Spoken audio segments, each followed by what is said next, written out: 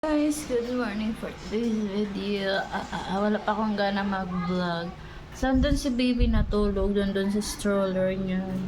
So, ayan.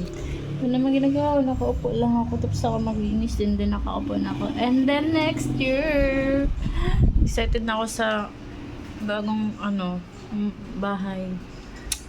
Excited na ako may sariling bahay kami, guys. Next year. Malapit na din. Yan ang ginagawa mo.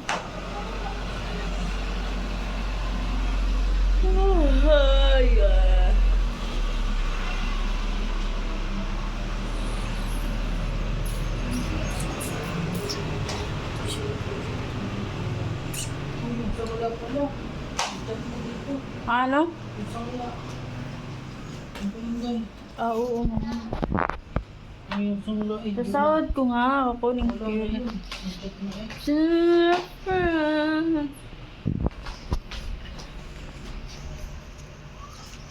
So, ito guys, ito yung bago kong timpla.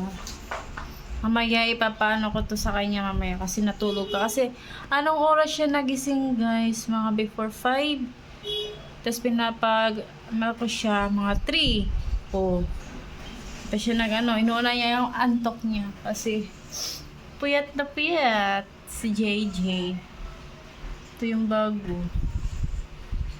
Ito yung bago. Kasi wala naman ako tinimpla kanina eh. Ito lang talaga. So, maglalaba din ako sa mga damit niya. Kasi kahapon, di ako naglaba. Ang nilabahan ko lang, ang damit namin. Kasi madami. Gusto ko kunti lang labahan ko. Kasi napapagod din naman ako minsan. May time din kasi guys na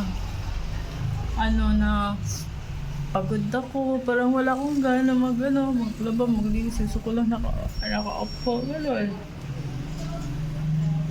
Tsaka medyo malinis naman, yan.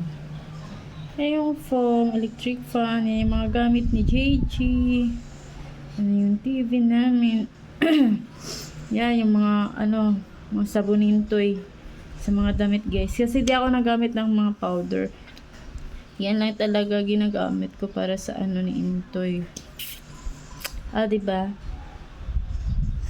Yan lang.